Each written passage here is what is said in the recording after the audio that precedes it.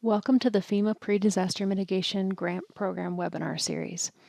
This is part one of the Advanced Assistance webinar. Good morning, everyone, and happy Halloween for those celebrating.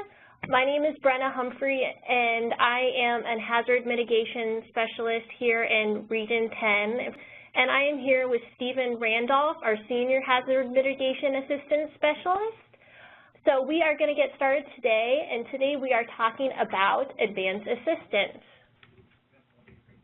So here's our agenda for the day. We'll go over a recap of this fiscal year 2018 PDM cycle.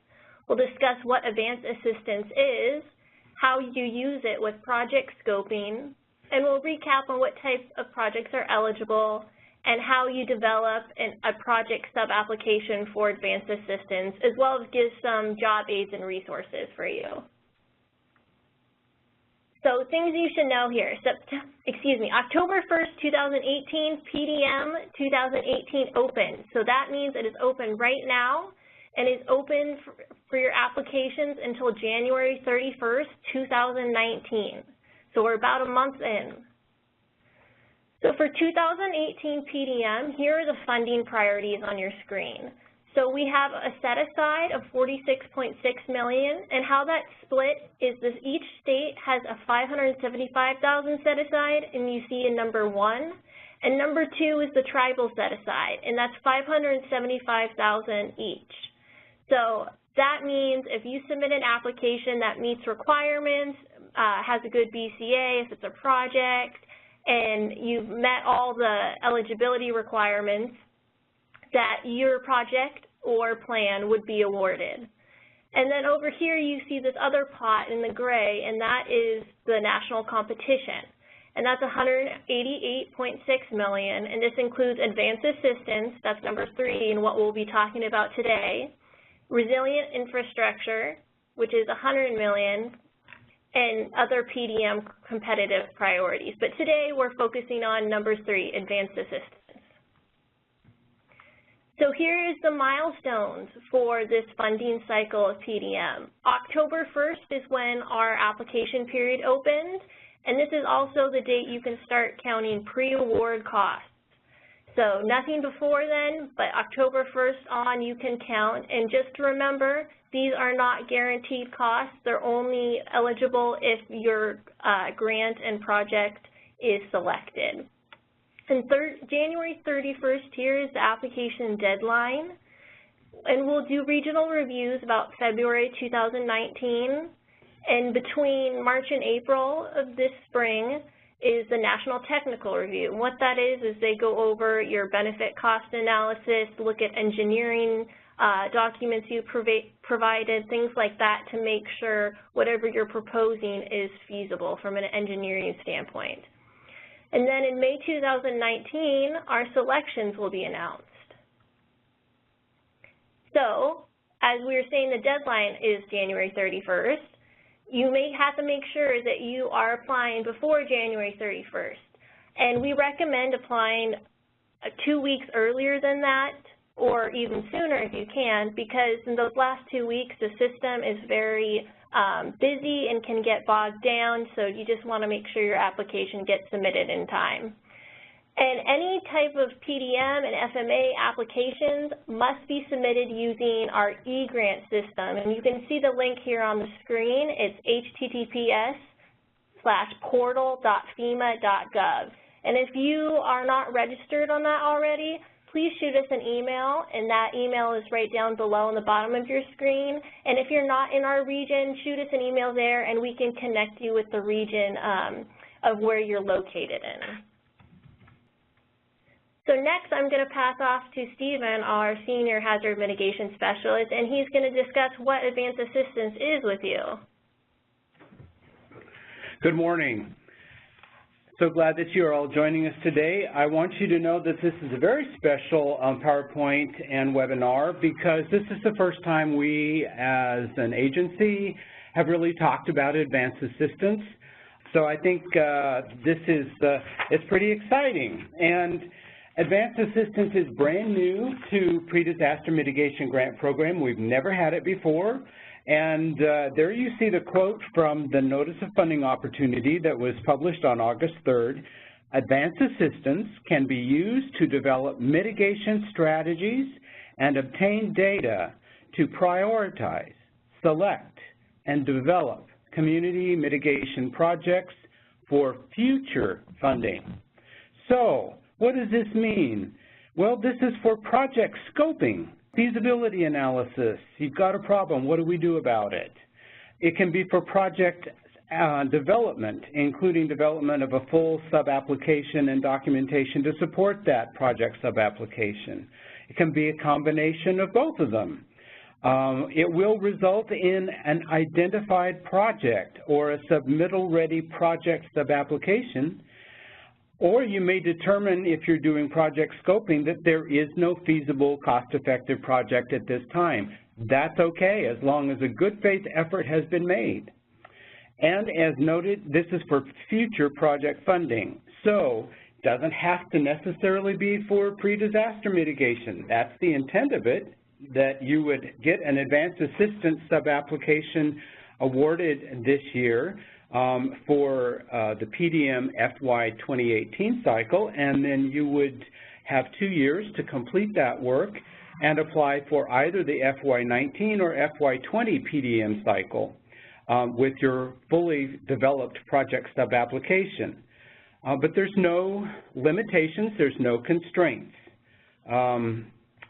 Just saying that, if there's questions about that, we'd be happy to talk. So how does advanced assistance work? And I've got several slides here. I'm going to repeat myself 2 or 3 times going through because, as I said, this is new stuff. Okay.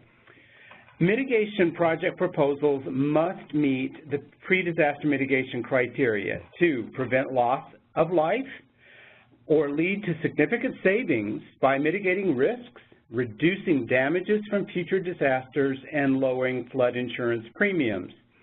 This language is directly from the NOFO, the Notice of Funding Opportunity. I included it on this slide because I think it bears repeating of what the purpose of PDM is all about, and therefore what the purpose of a PDM Advanced Assistance sub-application and sub-grant award is all about.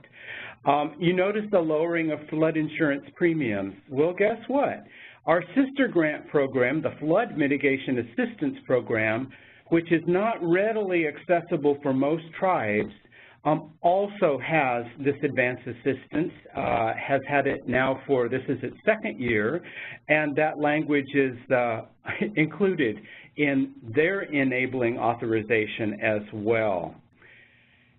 And since flood is our biggest hazard, and since many communities have projects that don't well fit into the Flood Mitigation Assistance Grant Program, or tribes that may not be eligible to apply for the Flood Mitigation Assistance Program, PDM funds a lot of flood-related projects, especially things that are like drainage projects, minor localized flood control, etc. Another element that all Hazard Mitigation Assistance Grant Program projects must comply with is that they're a long-term solution, they are cost-effective, and they have minimal adverse environmental impact. Advanced assistance is basically seed money for development of future projects. So you can use this for project scoping to do feasibility, alternatives, selection. You can create studies, data development to enable evaluation of alternatives, including engineering reports.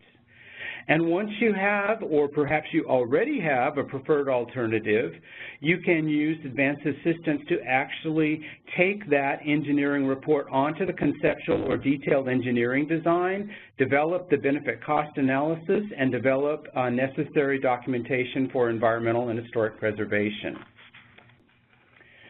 Well, the intent of the Pre-Disaster Mitigation Grant Program, which was created by the Disaster Mitigation Act of 2000, was to fund shovel-ready projects, projects that were already on the shelf. Well, you know what? Experience has taught us that there aren't many shovel-ready, on-the-shelf projects developed to the sufficient degree that is necessary for submittal for a PDM sub-application, environmental review, etc. There's a lot of projects out there that have conceptual design reports, but not detailed project designs. They're not ready to build. They're not ready to go for environmental review. If it involves, say, minor flood control or an infrastructure retrofit that occurs in the water, and stormwater management projects, things that require consultation with other federal agencies and state agencies and tribes. That they often require a level of detailed project design that does not occur until potential construction funds are secured. So many PDM projects that we have submitted, that we have seen come through over the years, have failed the benefit cost analysis or national technical review feasibility evaluation. And the environmental review often needs substantial engineering design, and many of the sub-applications come in with very limited environmental documentation. So the environmental review process, which FEMA takes extremely seriously, may drag out for quite a while because of the amount of work necessary to collect all the data that was needed. So the idea here is that, hey, we've got some problems. We've got funding issues. We've got failed BCAs, failed feasibility, inadequate environmental documentation, et cetera. So pre-disaster mitigation has always allowed pre-award costs to actually develop detailed engineering designs, or to, we've even, in some situations, encouraged communities, and they have successfully gone out and contracted for an environmental assessment that was overseen by our regional environmental office team. But the community has to pay those costs out of pocket up front until they're reimbursed after award, and that can be years later sometimes. There's many small communities and tribes that simply cannot afford to upfront that funding. We've seen some projects where $300,000 to $500,000 worth of pre-award costs were not unusual because it was a minor localized flood control project, had a lot of moving parts. There was a lot of engineering design that had to be done. There was a lot of environmental consultation and permitting that had to occur. So pre-award costs also doesn't solve the problem of better project sub-applications and benefit cost analyses. So our headquarters staff has been looking at how can we improve things, how can we deal with this particular problem. So we look to our sister program, the Post-Disaster Hazard Mitigation Grant Program, which has always been the major hazard mitigation assistance program for FEMA. For a disaster like Hurricane Katrina in Louisiana, it can be hundreds of millions of dollars of funding that is made available just for that state that is declared. Doesn't go into a national competition. The only competition is in-state. And post-disaster HMGP has always had something called phased awards, where based on a conceptual program that was submitted to FEMA, that identified a project that looked like it was going to be reasonable, would be cost-effective, and that would be good mitigation, we could award a Phase 1 design award. No construction is allowed in Phase 1, only the engineering design, the environmental documentation, and development of a full-scale benefit cost analysis. Then once that is completed and it is determined that indeed there is a viable project there and it is cost effective and will meet the environmental minimum impact kind of requirements, then we go ahead and issue a Phase 2 award for construction. PDM has never been able to do that. I can't tell you why.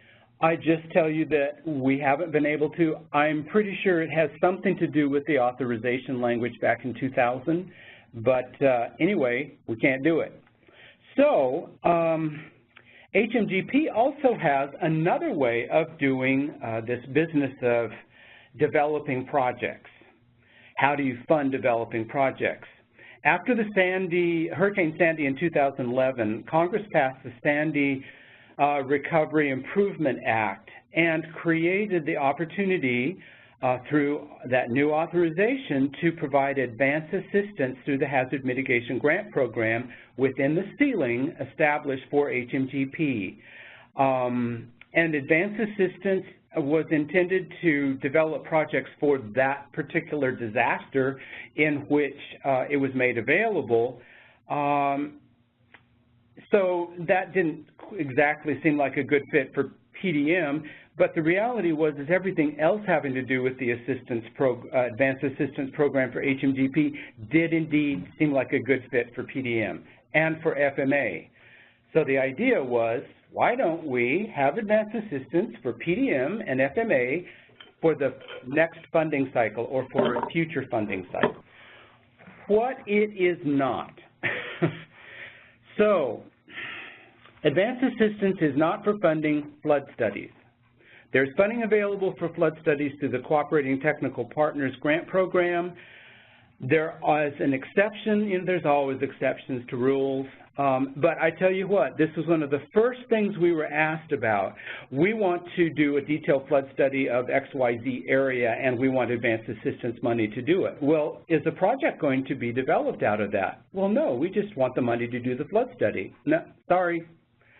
This advanced assistance is for project development, period. If it's not related to project development and the result is either an identified project that you want to proceed for a sub-application or an actual project sub-application, don't ask for it. So the exception is there's detailed flood study work that's often necessary on a site-specific basis in either selecting the site, designing the new facility to not increase flood heights, etc. Sometimes the studies are old or inadequate. Sometimes there's no flood study at the site. Those are called unnumbered A zones if they've been identified as flood prone, but there's no detailed modeling done. Then detailed modeling does have to be done in order to do the engineering design. So you can do flood study for your project site as part of advanced assistance. Advanced assistance is not a block grant.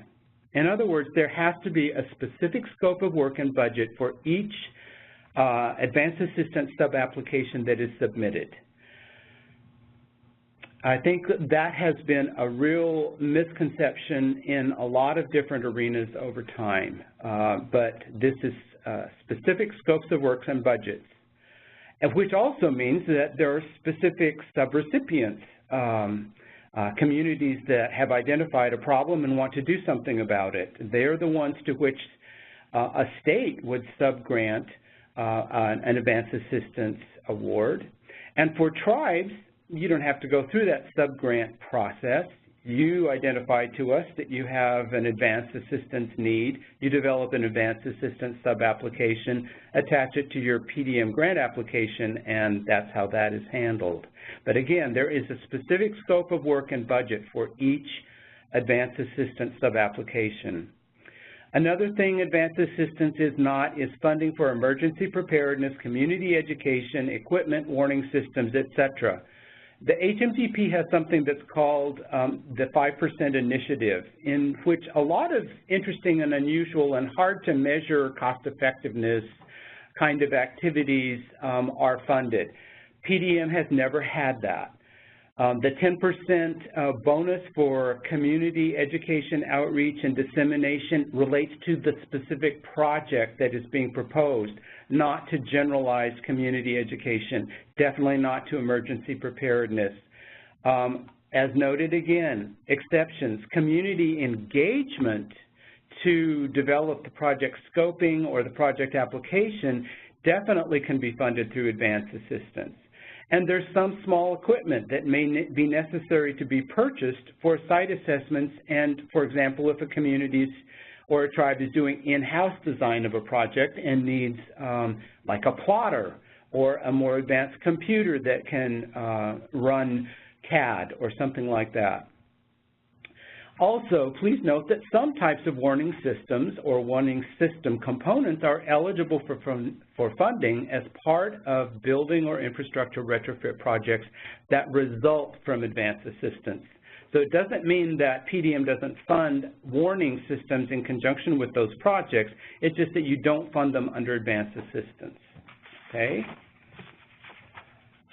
Okay, here's some basics about advanced assistance. There's a $200,000 cap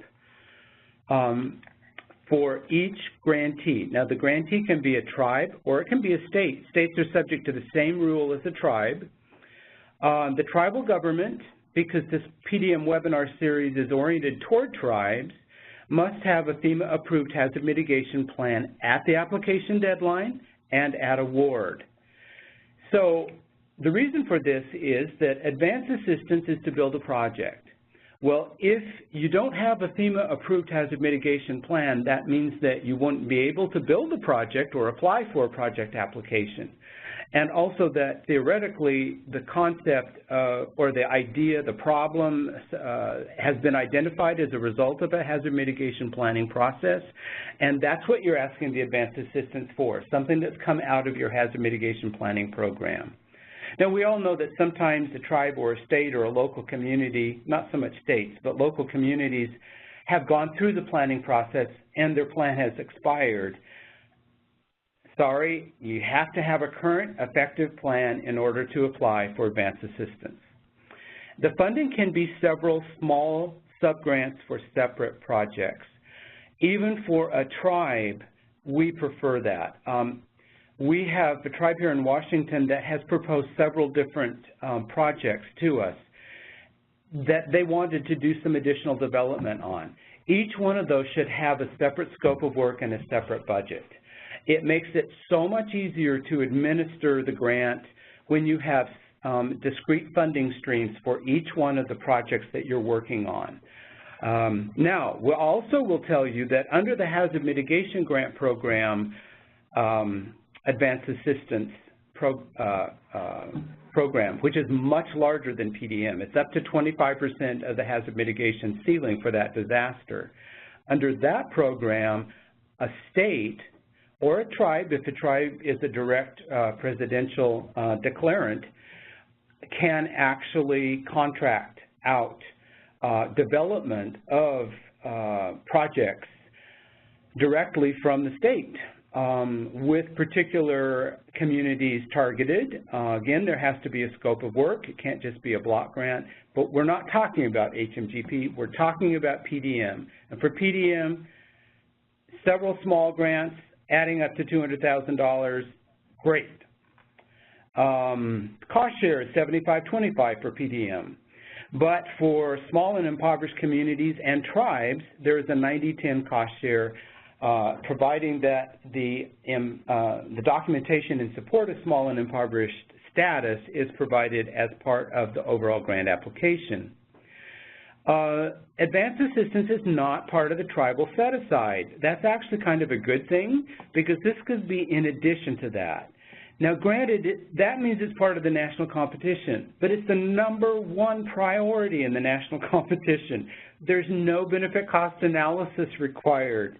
It's a planning sub-application, meaning that the National Technical Review will look at the merits of the problem that's going to be evaluated and or the project that's going to be developed.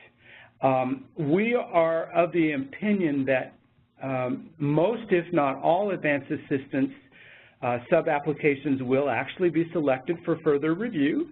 The only reason we could see that they wouldn't is if during the National Technical Review it becomes very clear that either it's not an eligible advanced assistance proposal. We would screen that out here at the regional office. But if it got to National Technical Review and they had real concerns about the technical feasibility or that if this wasn't a good fit for FEMA PDM funding, that might cause a project application development advanced assistance to get kicked out.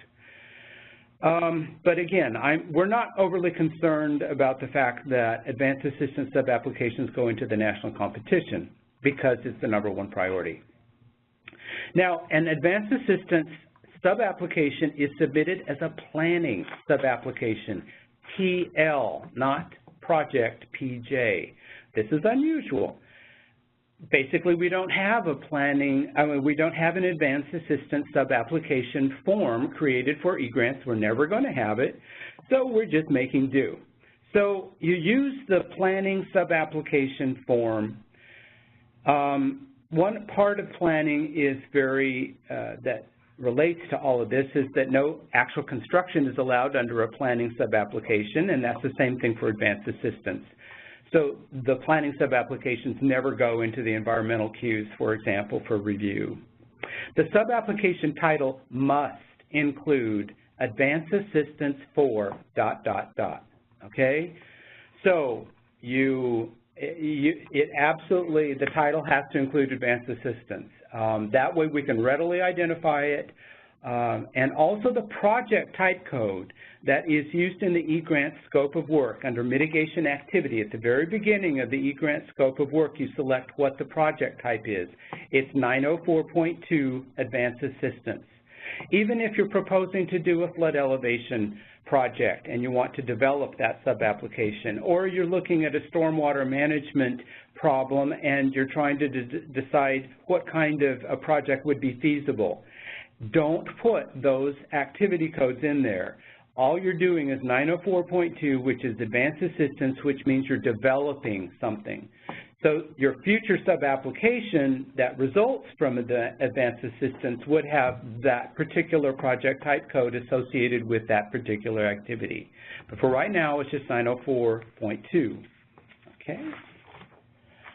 There was one thing that I think I forgot to mention. Yeah, I definitely did. Okay, there's no guarantee of funding. I think Brenna mentioned this earlier also. That's very important. Just because you have a successful advanced assistance sub-application that's been awarded and you've gone through and done all the work, there's no guarantee that it's ever going to be funded. High likelihood it will be funded because you have developed a strong sub-application that has a strong BCA, you have the environmental documentation, you have a technically feasible project. It's probably going to get funded, but again, there's no guarantee of that. And that's because when you apply again in the next fiscal year or a couple fiscal years, it'll still go back into the competition. So it's just not guaranteed. Right. Continued in the next section.